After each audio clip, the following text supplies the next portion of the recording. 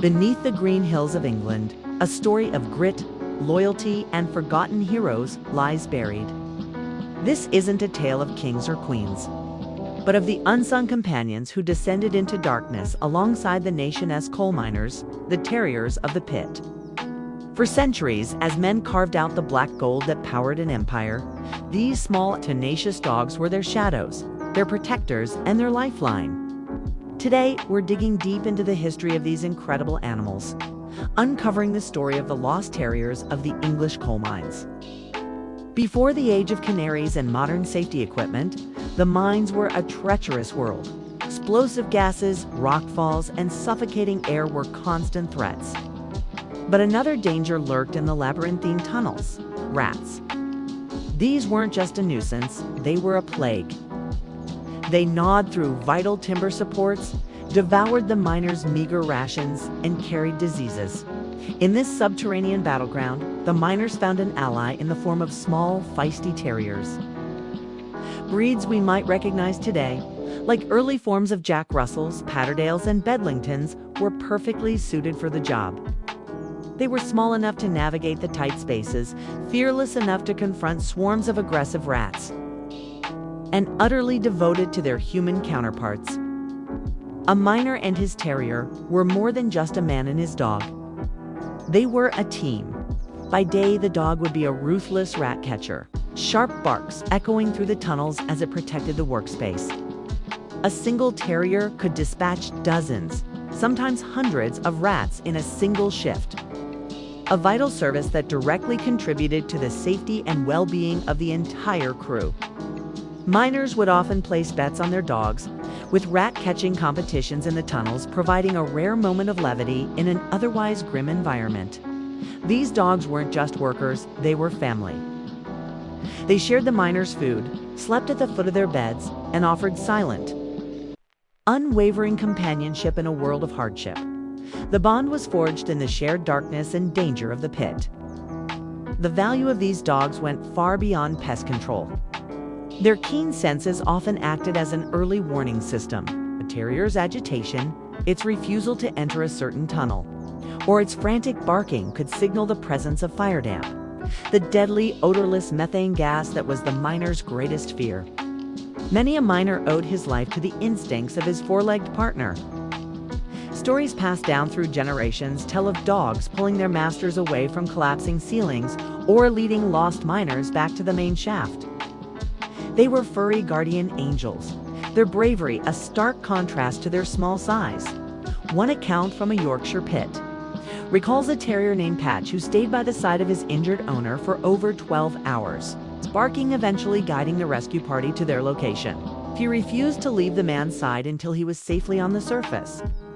But what breeds were these pit dogs? The answer isn't so simple. They weren't pedigree show dogs. They were purpose-bred mongrels, a mix of whatever local terriers were available. Form followed function.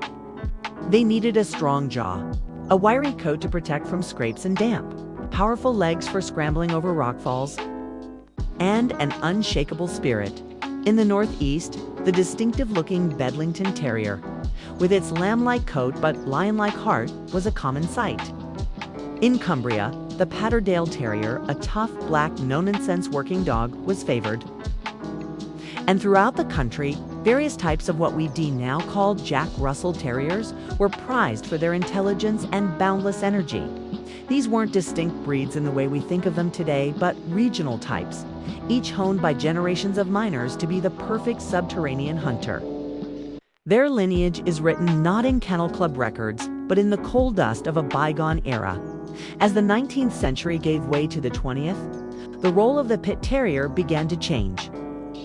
The introduction of the canary as a more reliable method for gas detection diminished one of their key roles. Improvements in mine construction and sanitation also started to control the rat population. The dogs were still beloved companions, but their primary job was becoming obsolete. The mechanization of the mines further squeezed them out. There was simply less space and less need for a ratting dog in a modern, machine-driven operation. The Great Strikes and the eventual decline of the British coal industry in the late 20th century were the final nail in the coffin. As the pit wheels stopped turning and the mines closed one by one, a unique way of life vanished. And with it, the Pit Terrier faded from memory, becoming a ghost of the industrial age. Unlike the pit ponies, who were often documented upon their retirement and celebrated for their service, the terriers simply disappeared. They were personal pets, not company assets. When a mine closed, the dogs went home with their owners, their stories and deeds living on only in the memories of the mining families. There are no grand monuments to the Pit Terriers, no official records of their numbers or their heroic acts. Their legacy is scattered, whispered in pubs in former colliery towns, and preserved in old faded photographs of soot-stained men holding their proud, bright-eyed companions. Their bloodlines have been diluted, absorbed back into the general terrier population. The specific type of the ultimate pit dog is, for the most part, lost. So why remember them now? We remember them because their story is a vital chapter in the history of our relationship with dogs. It's a powerful testament to the adaptability and loyalty of these animals, who thrived in one of the most unnatural and dangerous environments imaginable. They represent the deep, unspoken bond between humans and animals, a partnership that provides comfort and strength in the face of adversity. The story of the lost terriers is also the story of the miners themselves, a story of resilience, community, and making a life in the harshest of conditions.